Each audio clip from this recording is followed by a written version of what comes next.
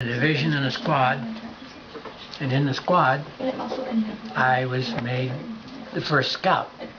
The guy who can't see well enough in the Navy, I'm a scout now. I'm not the second scout, I'm the first one. Okay. And the main reason they did that was because the other first scout before me had been killed, so they needed the new first scout, so there I am. So that worked all right. I've told you some stories about that when the first time I arrived up and got assigned to my position, and they put me out on watch the first night. I told you about that. I thought I had. Anyway, this one I thought I'd told you too, but it was after we had moved north and we had crossed the I used to think it was the Roar River, but it's got a name like that. Anyway, we were advancing at night. That was one of the things that happened. I don't know why we were, but we were moving forward, and I was the lead of the division. I was lead of the company, and the company was leading the division. And I came to this wire, and I hit it with my leg as I was going forward. And so I stopped and felt around and discovered that it was fastened to mines, open air mines, not down in the ground mines, where if I'd have pushed against it, it would have set the mine off. So I stopped and went back and reported to the company commander that there were mines up there, and so then he stopped the company. The next day, sure enough, there were all these mines. Anyway, later on, we were moving up through a forested area, and we weren't having any contact with the enemy army.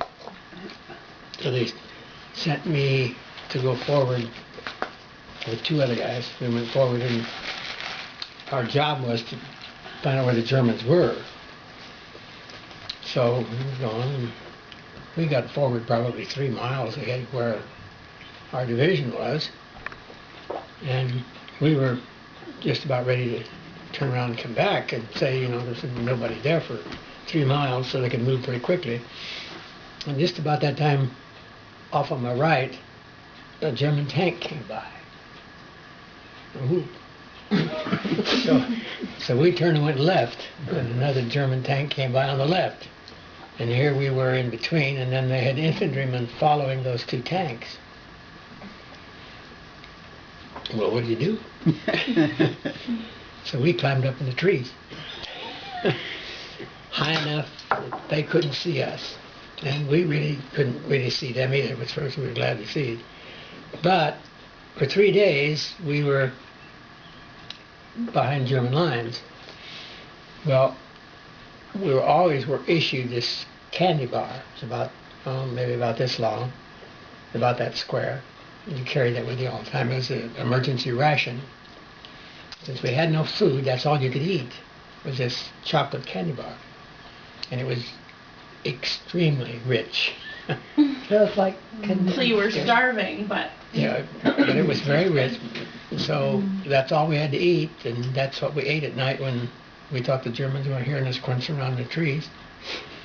At night we snuck down and went to the bathroom and then climbed back the street again.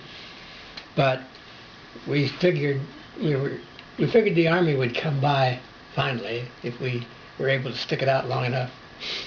And they did.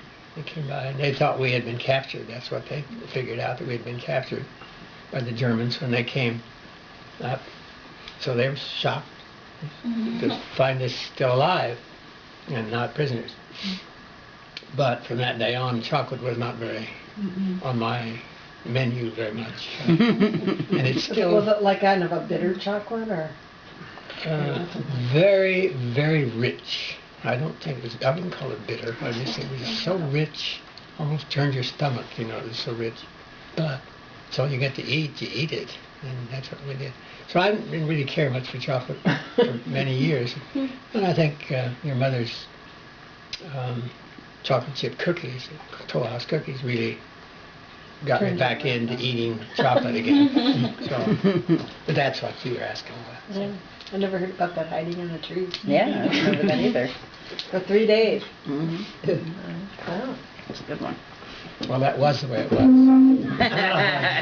no one here that could say that wasn't the way. All at the same time. I hadn't heard that.